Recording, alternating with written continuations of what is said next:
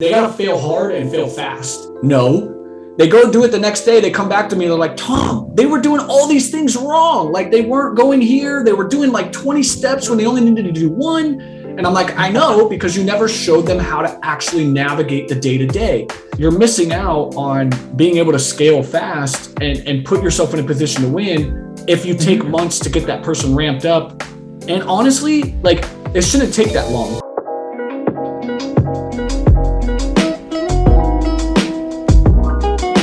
Hello and welcome to Sales Gambit. I am Ashish, co-founder and CEO at Convin. It's a conversation intelligence platform for the inside sales team.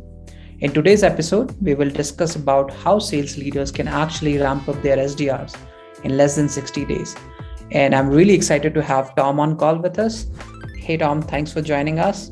How's it going? Let me actually give you a quick introduction. Yeah, thank you for having me. My name's Tom. I've been in outbound sales for about 15 years. I help build and scale sales development teams. Right now, I'm actually a solo entrepreneur with Outbound SOS, which is exactly around this stuff, helping companies build and design an outbound go-to-market strategy that works. And it's done very quickly and will consistently allow their teams to hit pipeline. I also am part of RevGenius community. I run a sales community in there known as RevLeague with SDRs, AEs, and BDRs together. Just in the trenches, building a virtual sales floor and helping them obviously grow their pipeline and find success in the world of sales. Interesting. And I also see that you have hosted the Fill the Funnel podcast. That's right. Right. And now you are actually training the sales and SDR team. Can you tell us something about Outbound SOS? Yeah. So Outbound SOS is my baby with my co-partner, Jeff Swan. For the past 5 years or so, I've been helping companies build and scale, right? Those SDR teams. And our worlds collided about a year ago, and we were doing the same thing. So we collaborated, we merged our ideas and really went to market with this product known as Outbound SOS. And what we do is we offer 4-week and 8-week programs for companies or individual reps to really understand how to go to market in a way that consistently hits quota, right? A lot of these companies, startups, founders, after a year or two of inbound, they want to start going outbound and being proactive, but it's not their world, right? They don't know how to do a lot of that stuff or how to successfully build that team.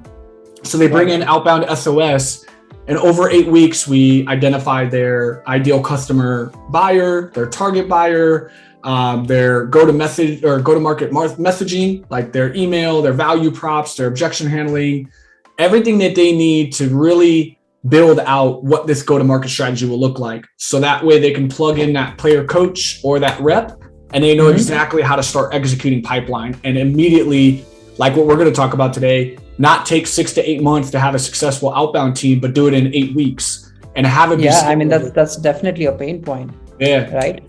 And it seems like you are really helping people to create that pipeline and ramp up their team even faster through your methods, right? That's it. You know, very interesting.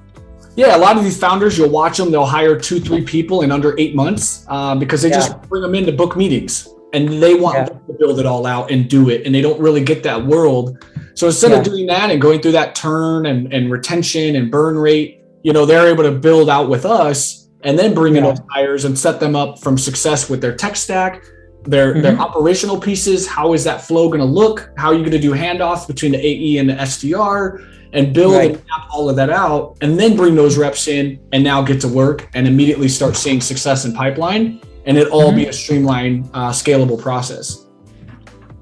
Extremely cool.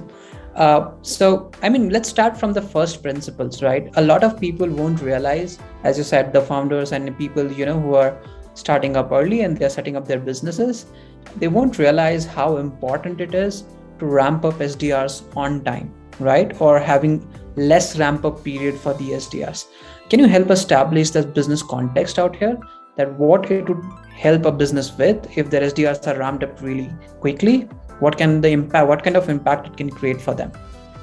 I mean, ramp up time for SDRs is so important.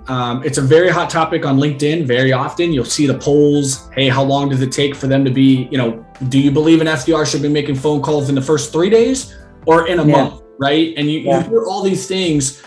And as you know, I've built and scaled these teams multiple times, and I've done onboarding and training of these reps. I get them on the phone by day 3, very early on, because you can teach things and you can ramp them up and all these things, but they got to fail hard and fail fast very early on. Interesting.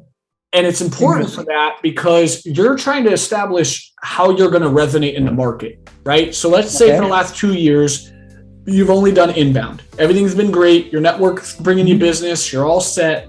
Now you want to flip to go outbound. That takes time. You need to build brand awareness. You need to be noisy. You need to start getting in that pipeline, that credibility, people getting to know you. And that's the importance of SDRs. They're out in the trenches doing a couple hundred calls a day. They're out emailing. They're working with marketing on your content that's going to go out.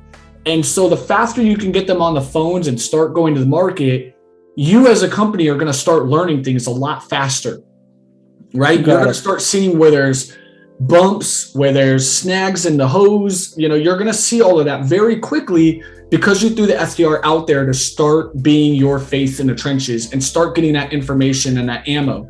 Maybe they cold call for the first week and nothing goes well for them. They're going to be able to provide you that feedback and say, hey, our messaging isn't really resonating. We're a nice to have, but we're not coming off as a need to have, right? So the business impact is you're missing out on being able to scale fast and put yourself in a position to win if you take months to get that person ramped up. And honestly, it shouldn't take that long. SDRs don't need to know all the inner workings of the business. They don't need all this information. The longer you take to ramp them up, that just means more overload that you're giving them. And by the time they actually do get on the phone, they're going to have no idea where to even go or even how to begin because they're so overwhelmed with 8 weeks of onboarding and all these different things and learning about the features and the benefits and all these things on the back end that doesn't matter for them right now. What matters for them right now is getting on the phones, getting out in the trenches, failing hard, and playing around with your messaging and your process, finding out where your audience actually lives, right? Doing multi-channel, having them cold call, email, and social sell. And from there, gathering all that data for you as a company to understand where you can actually go to market and double down on to find success. Maybe cold calling is not for your business, but email is. Okay, well, you're not going to know that if it takes you 6 months to get your person ramped up. Makes sense. Yep. So you're saying that if the businesses don't ramp up their SDRs faster as an impact, if they're able to ramp up their SDRs even faster, they actually have a better chances of scaling up and going to the market, really learning about what resonates and what does not with the users much faster. Is that something that you're focusing on today? Yes, that is correct. Interesting. But you have been in sales for now 15 years, right? Yep. And you have also worked with multiple SDR teams. So what are the reasons why people are not really able to scale them fast? Or why are the ramp up times so high generally? That's a great question.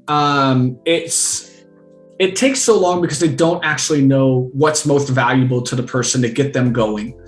A lot of times they think they have to build out this really long on-ramping period, cover all these different things. And in reality, for this specific position, it doesn't have to be that convoluted. It's very simple. You teach them the soft skills that they need. You teach them what your product is about, and then you get them on the phones.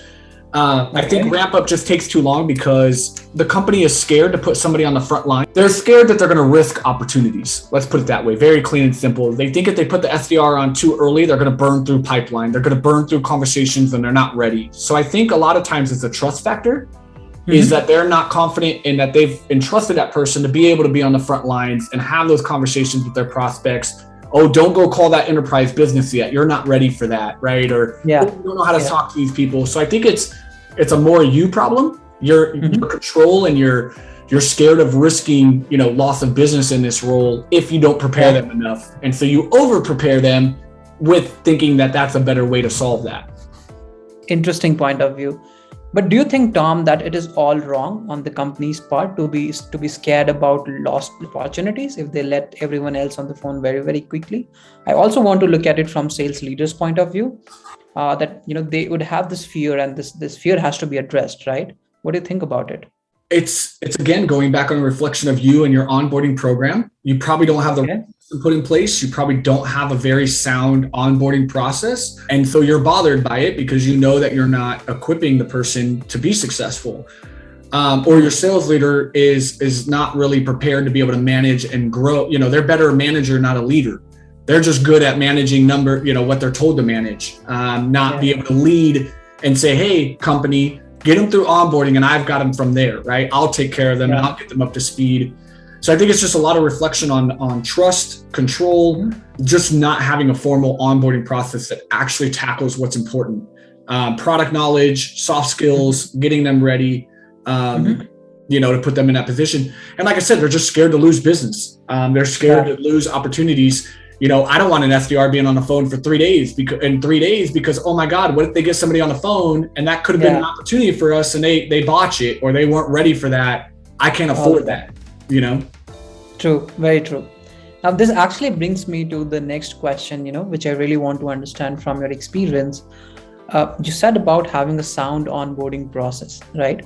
Is it the only thing that makes up a great ramp up process, or there are a few other things that you can kind of add here where you think that the sales leaders can ramp up the new hires, let's say that 60-day mark?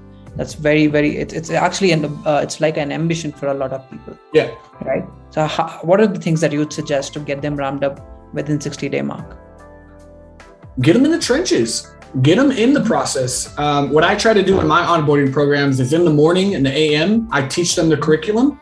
And then in the afternoon, they're actually in the job doing whatever they learned in the morning, right? Nice. So you also got to adapt to different learning styles. Not everybody could sit in a classroom and just be talked to and take that knowledge. Some are doers, some are audio, some are visual. And so you got to adapt your program to adapt to all those styles. So in the morning, they're doing a classroom, and then in the afternoon, they're able to actually get involved. They're sitting with a veteran seasoned SDR. Doing ride-alongs are really great. You partner them with somebody and say for the next hour or two, just ride along with this person. Pay attention to how they're navigating. What are they doing? You just got to let people be able to connect the dots. You can't just talk at people and say, hey, here's what our product does. Here's how we help you. Okay, get on the phones. Teach them that and then allow them to do it and make the mistakes in a very safe, controlled environment with a ride along. I'll do ride alongs. So like one afternoon, the veteran rep will do the job and the person will ride along. And then 3 days later, I'll have the newbie be the one driving and then the vet to ride along with them, right? So different ways to learn and kind of see what they can find in their style.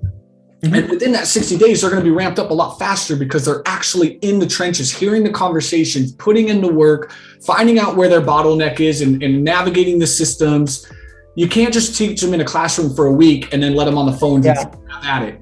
A lot of SDRs miss that and they'll throw them on the phone and then they don't perform for 30 days. And tell the SDR leader, well, have you actually sat with the rep and watched what they've done for a day? No. They go do it the next day. They come back to me. They're like, Tom, they were doing all these things wrong. Like they weren't going here. They were doing like 20 steps when they only needed to do one. And I'm like, I know, because you never showed them how to actually navigate the day-to-day. SDRs have a lot to manage and a lot to deal with in the day-to-day that by letting them get in it and find their way, you're going to ramp them up a lot faster to where they're just finding their rhythm very quickly. And so I recommend ride-alongs, getting them with reps. I recommend connecting them to other departments during your onboarding. Get with the CS team, get with ops, get with other people that are kind of the liaisons in those departments or very veteran, seasoned people in those positions. So you can learn the back end of the sales cycle too. How does it all work? How does the company integrate? Because that's going to help them be very good on the phone because they know what next steps look like, right? So when I'm talking to you, I can guide you through what our sales cycle looks like and how you would be treated over the next touch points and all of that stuff.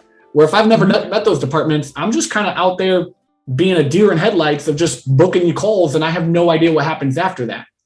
Yeah. So having coffee meetings or a team lunch and bringing in other departments to collaborate and talk to one another.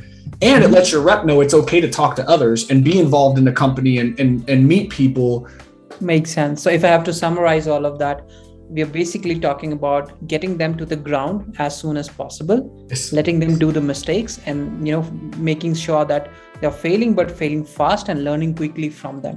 And then at the end of the day, a cushion from the collaboration of the team, right? Where the team actually helps you learn better and faster. And then you encourage a great environment for long term because you're encouraging them to fail. Too many leaders punish people for failing or freak out. And it's like, in a sense, that's right. But in the right controlled environment, you want them to fail, let them know it's okay to talk with you and have that open environment to say, hey, I know you failed today. You got a 0. You didn't do a great job, but that's okay. Let's learn from it. And they're not scared of failure anymore. They're actually embracing it and they're okay with it. And they can find the positivity in that failure versus, man, if I fail, I'm getting fired. You don't want to breed that type of leadership because you can ramp them up, but they're going to fail. And then they're not going to want to work there because you don't allow them to want to experiment, test things because they're scared of failure or getting, reamed for that. This brings me to the next question, right? As an SDR, you always have to talk to the prospects, right? You're actually trying to tell them that they have a problem and there's a solution which they should look at, right? How important in your view, Tom, through the whole onboarding process, is it to really know about the prospect and their problems? Do you think that this plays an important role in kind of ramping up the representatives faster? Absolutely. It's probably the number one focus you should have is teaching your SDRs the real truth of your solution and how it impacts the prospect in the day-to-day. It's not about features and benefits. Nobody cares. Those are great, but that's not your differentiator when you go to market. Everybody has the same features and benefits. You're going against some of the same competitors, but what makes you different is how you're helping your prospect be a hero in their day-to-day and building a relationship with them and likability of, you're going to buy from me over competitor B because we have a more relationship. And I didn't come at you like a sales rep. I came at you like a person. I showed you how our solution can actually impact you in a way to make you a hero. Not, hey, it's got this great feature for you. Okay, what about that feature impacts me? What do I care about that feature? So I think, yes, in the very initial stages, when you're building out your onboarding, get very granular and very specific with what your product does in the market. And that's why I said getting with other departments is so important. Get your SDRs immediately paired with the AEs and the customer success. Go have them sit with a couple of customer success reps and learn, why do our customers buy from us? What does it do for them? Like, we have this customer for 2 years. Why? What is it about us that they love so much? Or what did we solve for them when they came here? And I mean, really solve for them, not we improved their pipeline 30%. That's great. But how did we do that? And why did they care about that? So that way, when you're talking to your prospects, you have more human conversations with them than salesy. You don't have to necessarily pitch anymore. You're just talking and saying, hey, I know you deal with this. This is how we help you. Would love to talk to you about it more and show you how specifically we can help in your day-to-day. So I think it's very important to have that in the initial onboarding process as fast as possible, why your solution actually makes an impact in the market and what does it actually do for the people you're calling.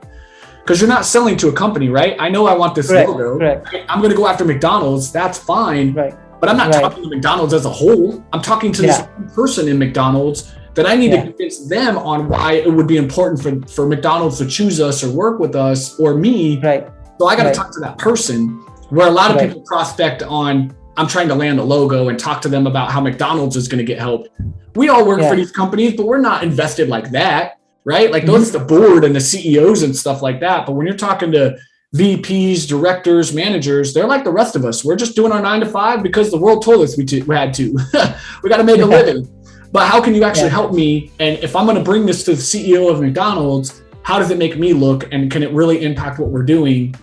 So I think having those type of conversations and empowering your SDRs with that knowledge, you will have much more success in generating pipeline and meetings very, very quickly versus what happens a lot of times is they're just trained on features and benefits and it takes them 6 weeks to get their first meeting because they're going about it all wrong. Makes sense. A very related question here, Tom, generally comes in, where the leaders or the company generally is not able to provide SDRs with a proper ICP on who they should target, right? The conversations will convert only when they're targeting the right people, right? Who they're reaching out to people who really have a problem and the product can solve that problem, right? Do you think that the leaders should actually make the ICP knowledge also a part of the onboarding process in general to make sure that SDRs are on the same page with who they should be targeting out? Or SDRs should be free enough to experiment and learn on their own? What is your view? It's the most important piece. Ashish, you gotta have your ICP nailed, right? I hear a lot of SDRs complain that they made 100 dials in a day, talked to 5 people, and booked no meetings. You want to know, because out of the 100 people, you probably only talked to 3 that actually made sense for you to talk to, right? The others were bad data, not what you need, like not the right person. ICP, and it's not even the ideal customer profile, it's the target buyer persona that you want to explore. What is your buyer persona? Who is the one? That's, again, going back why it's important to talk to your account executives and your customer success teams, because they know that data, right? Go back through all of your closed won deals. As an SDR leader, you should be evaluating quarter over quarter your closed deals and finding out the titles that were on those closed deals. Who was a signature? Where did the process go? And who is that buyer? So that way you can deploy your SDRs to be targeting more of those people. So now they make 100 dials, they're talking to 20 people and they're booking 3 meetings because they're calling with the actual intent to speak to the right person and have all these beautiful value props and objection handling actually make sense. Because if you're calling the wrong person and try those tactics, you're going to go nowhere. But if you're very clear on who you need to go after, why this person, why are we targeting these people, here's the lingo that works for them. You know, you call 100 of those in a day, you're talking to 20 and you know you can convert 3 of them, because if everything is aligned, they should be saying yes to a meeting because you know they're the right person and you actually came with the right problems that they're dealing with.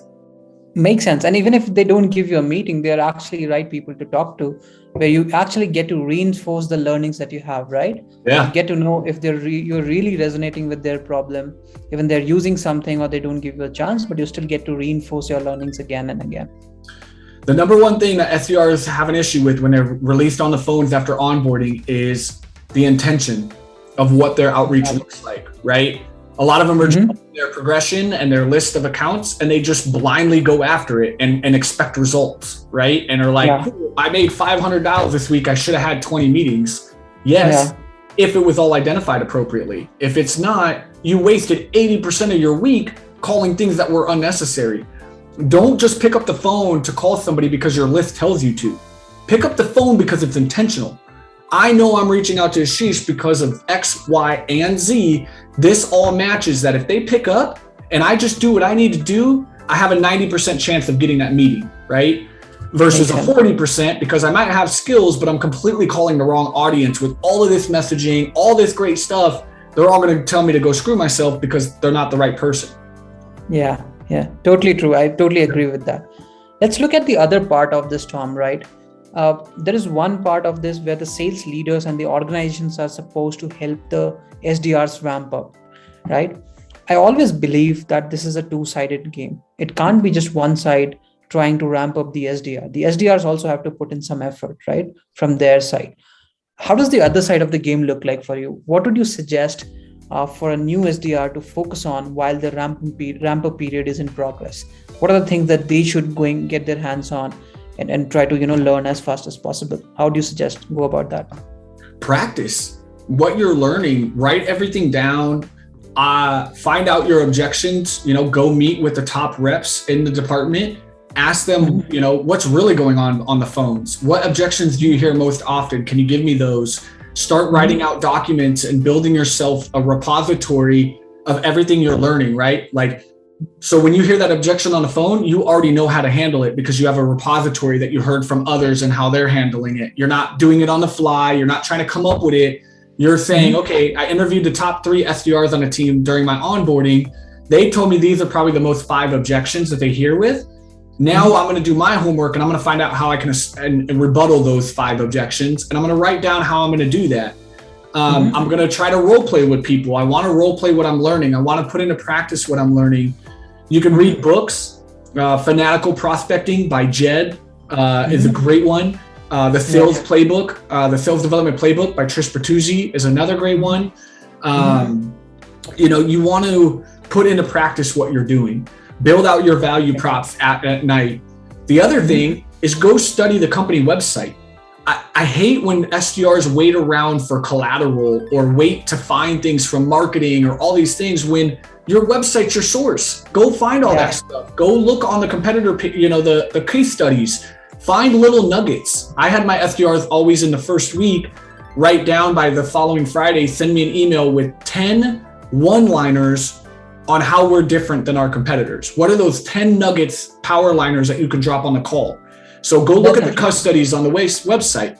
Take nuggets from those case studies. What did we do for those customers? And then you drop that as a one-liner. Hey, Ashish, we helped McDonald's they came to us, you want to story tell when you're prospecting.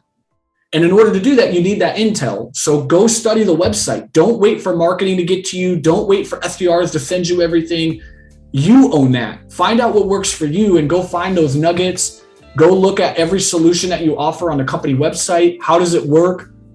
Write down, how you would pitch it to your grandmother, right? Not to the prospect, but how could you simplify? Because the website's going to be overcomplicated. We know companies build their websites just way too complicated. True. So you need to look at it and simplify it to who you're going to be reaching out to. Why is this X solution important? Why is this one important? Who are the persona? You got to map that all out. So that way, by the time your onboarding is done, I'm telling you, you should be able to pick up that phone and be ready to get to work. Not waiting to be handheld, not understanding what's going, being all kind of dysfunctional. You got to be ready and own that and show your leaders, I don't need my handheld. Coach me on how to get better at prospecting, but I know how to get on the phones. I know who I'm calling and I can put in the basic skills. I just need you to coach me and mentor me to get better. Where the most SDRs leaders, the pain point is, I don't want to hold your hand. I just shouldn't have to teach you the basics of the job like that. You should already have those skills. I want to have fun one-on-ones where I'm helping you grow your career. I'm helping you get better and you're booking 5 meetings a week. How can I get you to 10? Not, hey, you're not hitting the minimum metrics. Hey, you're not doing this, right? Hey, you're not objection handling enough. Hey, you're not nobody wants to do that, right? Like I want to show you how to get better at what you're doing. So those are some things that I would do in my first week or two of being onboarded is not wait for my hand to be held. Go study the website, go meet with people, find somebody on the team that you can come buddy with. That's going to be kind of your liaison, right? Your buddy that can help you, in that first few weeks, connect all these dots. Very interesting point of view, Tom. And you said, right, a lot of it, as if I can summarize it, mostly of what you're saying is that a lot of it actually depends on the SDR also, on how they're approaching their growth or their ramp up, right? If they're just waiting and sitting for being handheld, then that's a different story. But if you're proactive and you're looking at a way where you can actually become better by learning things on your own, that's actually a better approach is what you're suggesting. Absolutely. You own your career, right? That company gave you a gift. They brought you on. You're making money. You've got a job. Own it. And find out what you can learn without waiting for everybody else. If you only have one person coming all this way, it's only going to hurt you. But if you have both coming this way and you meet here, then you're successful. So yes, they gave you the onboarding program. Yes, they're walking you through all of this. But it's ultimately up to what you're doing at night and the after hours on putting those dots together and putting your spin to what you're learning, right? Because the onboarding program is something that's scaled for 50 people, not just me or you, right? It's not a specific Tom Slocum onboarding. It's an SDR onboarding. So now taking all of that, how do you put it in for you, right? How do you make it yours? What they're teaching you, how are you going to say those words? How are you going to objection handle? And what's your kind of script on how the phone's going to work for you? You've got to design all that and meet them halfway. And continuing this, right? The job of SDR now literally has become something where you need to have a great knowledge about tech, right? The tech stacks, right? The whole sales stack is now tech powered, right? How do you think the SDR leaders today can effectively use technology to ramp up their people? Number one is call recording or something that can, at scale, collect all the calls that your team is having. Because again, the biggest thing that SDRs struggle in is connecting the dots. Once they learn all of this, how does it actually sound like on the phone? How do you objection handle? You can only role play so much. Like if me and you role play for 5 minutes, you're going to tell me exactly what I want to hear because you're my friend, right? We're role playing. I'm going to say, hey, I'm busy right now. You're going to objection handle. We're going to play it all out. And it's not going to really give you a real life example of like what really prospects say. It's not, I'm busy and hey, it's real stuff. So having a call repository in your onboarding or a tech stack that it's not a punishment for your calls to be recording. It's a way to scale, help us practice, help us see how we're going to market. So in the onboarding process, every night, you can task your rep a few phone calls, send them a few recordings and say, check this one out. Hey, here's some on objections. Listen to those. Here's some on competitors. Listen to those. Here's some good openers our teams use that, this call was 15 minutes long. Listen to it. And it allows them to get real life examples on how that process looks. So I think call repository, getting technology that can put that bank together as you're scaling and growing will help your ramp up get shorter and shorter. Now, obviously, if you're hiring your first SDR, it's very tough. But you as a leader, we're probably prospecting, so you have some knowledge, but immediately start recording what they're doing. And it's good for coaching, ongoing ramp up, right? Like after a month, you could say, hey, listen to your first few calls you made to where you are a month later. Like, do you see that difference? And people can monitor that growth. I think another one is like a knowledge base software, like an LMS or something that has that content and that repository stored. So all the competitor kill sheets, right? Where is that all housed? Do you have something they can log into and see how do we stack up versus competitor 1, 2, and 3? Where are those resources, and building that technology to have that bank of knowledge for them. So on the fly, it's very quick and accessible that if somebody says I'm working with Bird Eye, I can look up Bird Eye and immediately on the call be like, hey, we do this differently. This is where you'll see that repository of knowledge. I think technology plays a big part in shaving off things that are repeatable. Anything that is repeatable, scale it and put it in a system that makes it a lot easier, right? There's certain sessions of your onboarding that are automated, like in your sleep, you're saying the same stuff to every SDR you're bringing in. If that's the case, scale that. Give some technology that makes it a lot easier. That's where technology really comes into play. Scaling their messaging, looking at a software engagement platform like Outreach, Outplay, some of those in SalesLoft, something that can scale their outreach and help them personalize at scale. The one-off stuff will take you way too long, right? If you're having your team do one-offs, you're never going to reach the level that you'd like if you had a software that was scaling and telling them, hey, email these 10 people today. Okay, you're due 20 phone calls to these people this day. How do they manage their follow-up? You need that tech in their onboarding to get them familiar with scaling their efforts. Makes sense. And I think, you have already talked about the learning resources like fanatical prospecting and the sales development playbook. Anything else in general that you advise for the new SDRs to kind of look at so that they can get ramped up faster? Like I said, Jeb Blunt has an amazing book called Fanatical Prospecting. It's really great for starting sales conversations and filling the pipeline, via social selling, telephone, email. It's a great book. Jeb Blunt actually has another one called Objections. That one's great. It's the ultimate guide for kind of mastering the art and science of getting past that no, because you're going to deal with a lot with that, right? Objections are the number one worst Achilles heel for SDRs. So you want to master that very early on. And so he's got a great book there. I think Skip Miller has an amazing book. Skip Miller talks about kind of helping people understand the above the line, below the line readers or buyers. So learn who your technical buyers are and how to speak to them. It's called proactive selling. So instead of reactive to the conversations, you're actually proactive. You're asking leading questions. You're getting people to identify their implementation date, their dragons that they have to overcome, and kind of proactively sell to that person versus reacting to what they're telling you. So those are 3 really solid books to jump right off the start that are going to put you in a position to really win. Another one that's going to help you overall is Growth Mindset. Great book. The Growth Mindset. Yeah, you've heard of that one. And most people read it. It's really, really good, in my opinion. It's The Growth Mindset by Carol Dweck, D-W-C-K. I had my entire SDR team do a book club a couple of times. Every month, we read a book as a team. So every week, we had a weekly session to recap. I'd assign chapters for everybody to read. And we would go do it together and provide our findings. And Growth Mindset was one of the best ones we did. Because a lot of people don't realize that they might be on a fixed mindset. They don't even realize it. And they're too close-minded to so much. And in the role of SDR, you've got to have an open mind to everything. So I think the Growth Mindset, just even outside of the role, will help you if you read that book, kind of understand how to be more open-minded to things and be willing to grow and be uncomfortable with it versus being so fixed mindset, like my way's the highway. I know how to prospect. I know what I'm doing. you're never going to get anywhere. You're just going to be a problem. Interesting. Very interesting, Tom. That's all for today, Tom. This was such an insightful session. I learned a lot, and I really believe that the audience would learn a lot about your point of view about approaching the ramp up, about the SDR team. Thank you again for coming on Sales Gambit by Convin.